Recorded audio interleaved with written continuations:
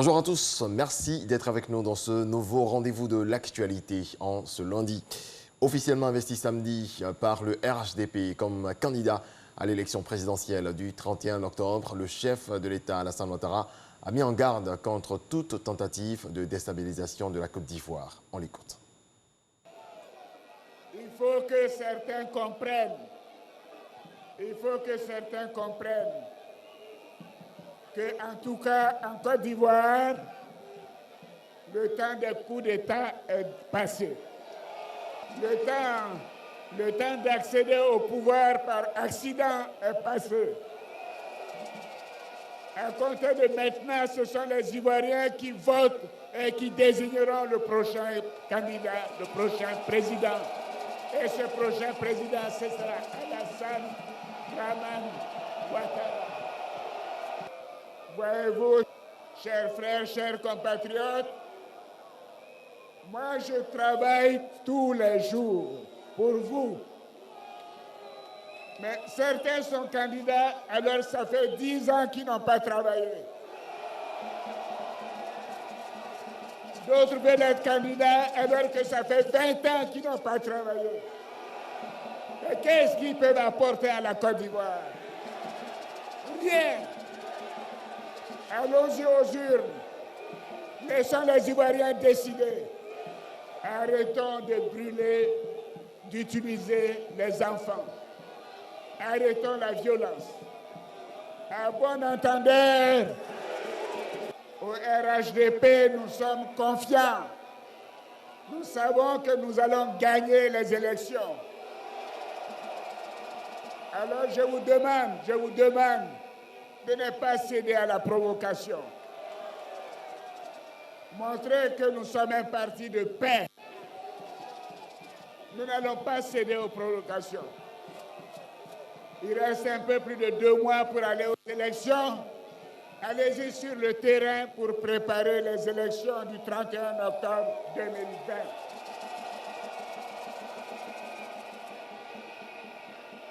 Oui, je suis confiant que le 31 octobre 2020, nous ferons un coup KO.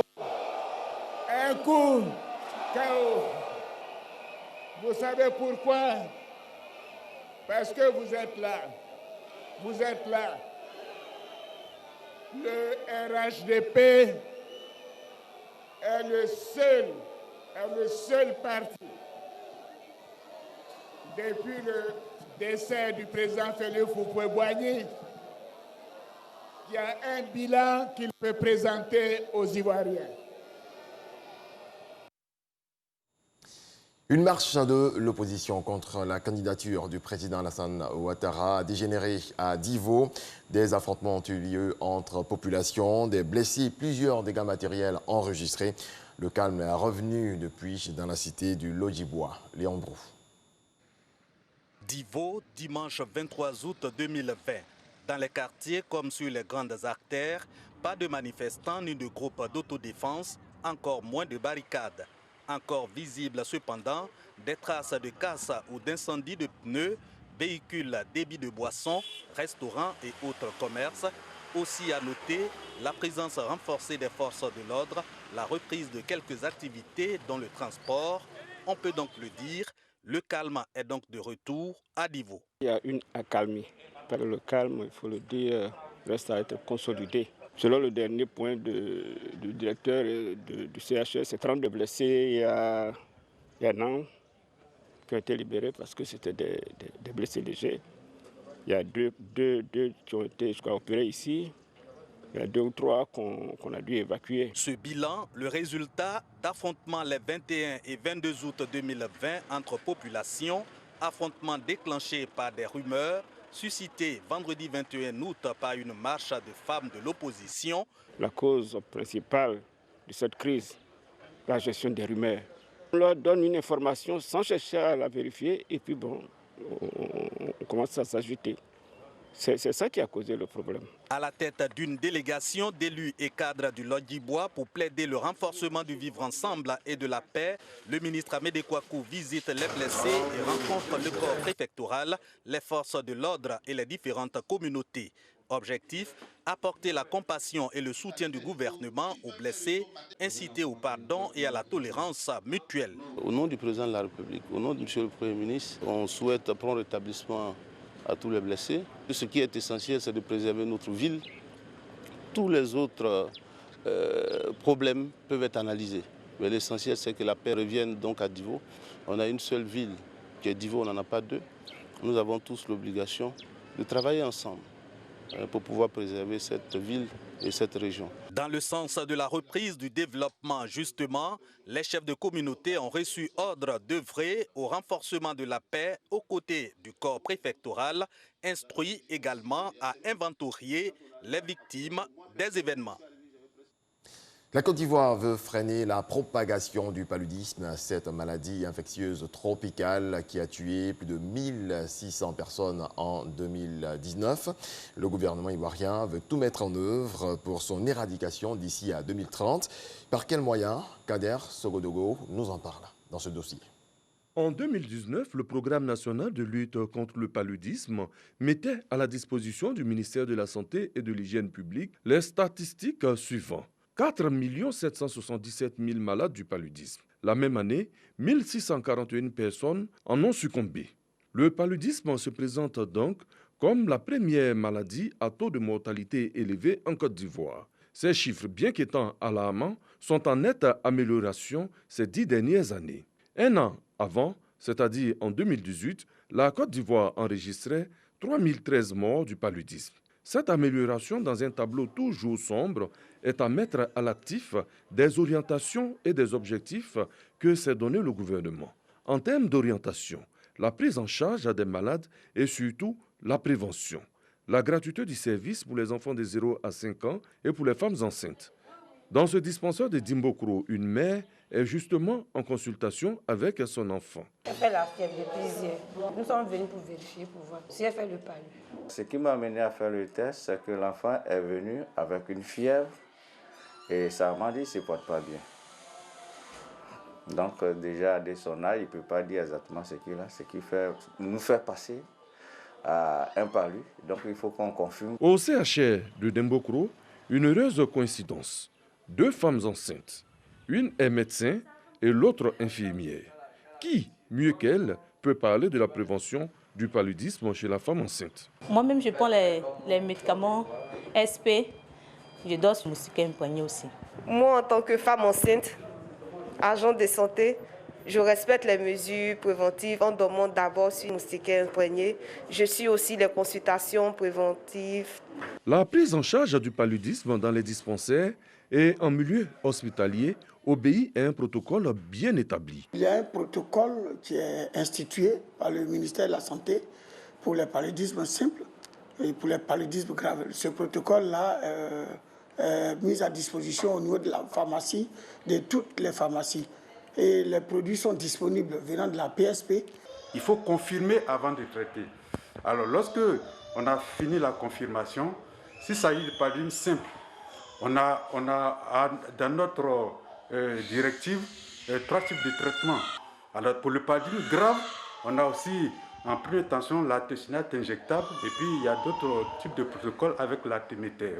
Traitement gratuit pour les enfants de 0 à 5 ans et pour les femmes enceintes.